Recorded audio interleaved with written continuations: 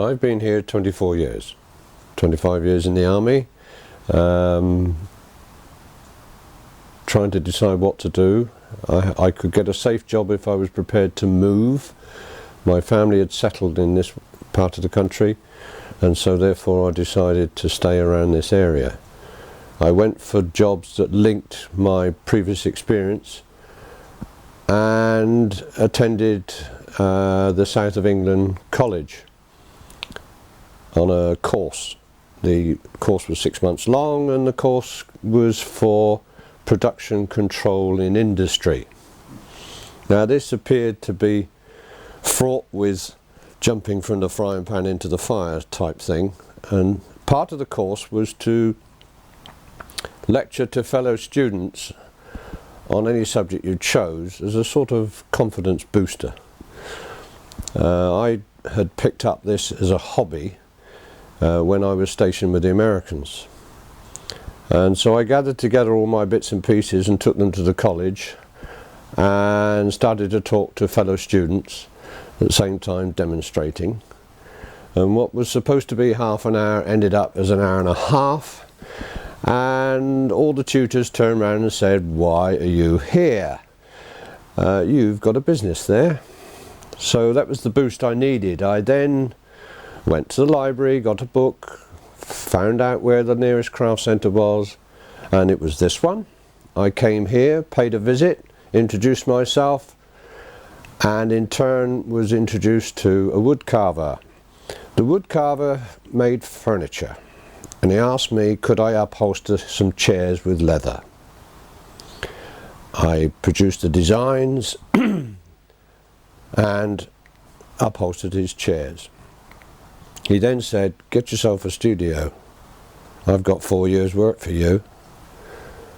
So on the 1st of August 1977, I moved into what is termed a lean-to type studio, which 2 weeks previous has had chickens and a donkey in there.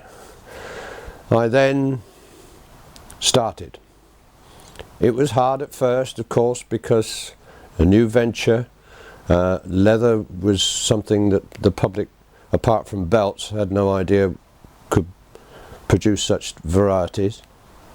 And I've progressed since then. I've now been here 24 years, and I sell all over the world. Well, the man in the street comes in, and he first of all goes for the standard things like belts for men and handbags for ladies. But I've tended to switch now and specialise in decorative panels. In some terms they're called wall hangings, other times I would just say they're pictures. I specialise in wildlife, and when members of the public come in, they are surprised to see that this is the way you can treat leather they'd never even thought of before. What we have here are semi-sculptures. They're 3D to the nth degree, as it were. This is the latest. We're in the 2000s now, and the latest thing in America and all over the world is subjects such as this. One or two people do it as a business, but we are stretched from all over the country. There are individuals doing these sort of things. Some specialise. A lot of people that have any dealings with leatherwork tend to lean towards these groups, such as the Sealed Knot, medieval reenactments, the Vikings, the Romans, and they look to the British Museum for originals and then copy them. Individual plaques and things are done by some people, but most of it is done in sort of private places rather than in the public eye. I have my own website, so therefore I can sell internationally that way. I am a member of the Wildlife Art Society, so the annual exhibition that takes place, suddenly instead of just plain oils and watercolours has got leather, so I'm promoting my own thing, as it were. And because the subjects I choose tend to be in the popular eye, as it were. I mean, if there's a program on the television all about otters, I will get a boom in sales of pictures of otters. So I have to be prepared to attempt all sorts of animals. And the public are very pleased because it's a different medium, something they've not seen before. You asked the question where I get my subjects from. Well, I scour magazines, I watch wildlife films, anything that catches my eye, something will click and it will say to me, now there's a subject, if you take it out of the context that it's in and put it in something else, there's a nice picture there in leather. And at the same time, my orders also have to include subjects that I wouldn't have chosen. Unfortunately, this is business, and so therefore these come from customers. And I will get a photograph of their pet dog taken on a foggy day 200 yards away and say, please can you put this on a picture?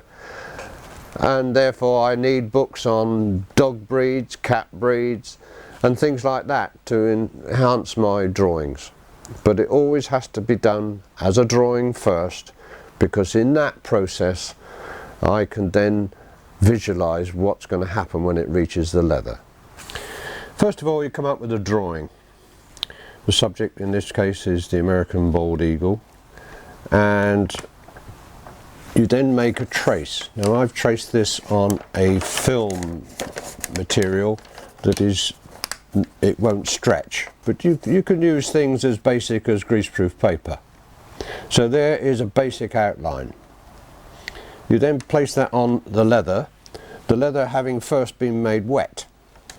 That is placed on top, and using an instrument rather like a stylus, not sharp, just rounded, you then draw over the top of all those lines and they leave a mark on the leather.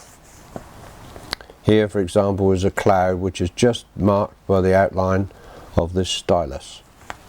The next step is to decide which of those lines are to be cut and which are left alone. In this case, most of them, apart from the clouds, have been cut. And the instrument we use is called a swivel knife. It's got a crutch at the top in which you put your finger, you place a thumb and finger around there and it will swivel. The blade is wedge shaped and will cut into the leather, parting it equally along the line that you've drawn. So you place that on the leather and you draw the blade towards you, cutting all the time. So we've reached the stage here where all the knife cuts have been done. The next step is to give the impression of 3D. The impression is given by pressing down the background. Now, because leather is quite tough, you place this instrument here, which is what has a name called a beveler. It has a slope on the base and a right angle up the front. You place the front edge against your knife cut, and with a tap you tap the leather and it crushes it away from the knife cut, and you progress by getting faster and smoother, and it gives this nice clean shadowy effect around the outside.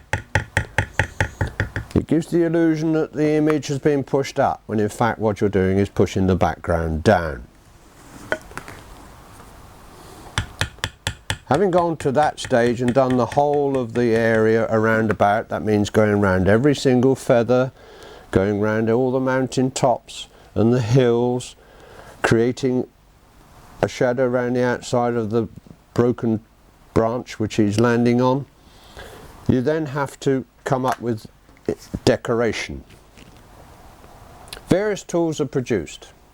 These tools are used in conjunction with each other to produce the effect you require.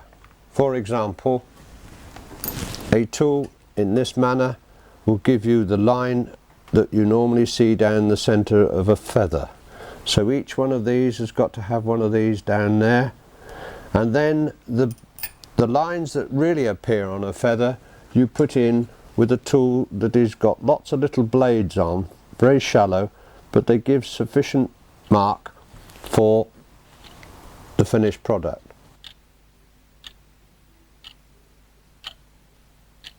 Right, this is the modelling tool, the spoon end, which is used to put decoration on. For example, you don't need a deep cut, you just need shadow. So you can press with the modelling tool and create shadows, which then gives the impression of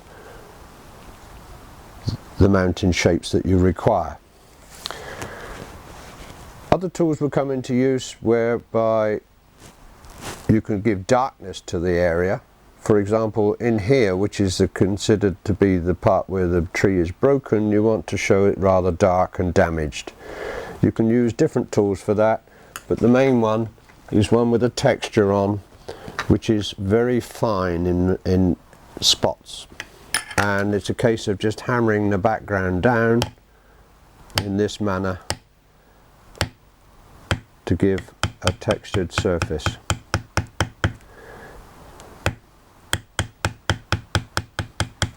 Now that textured surface, when we get to the final stage, will come out as darker than the remainder.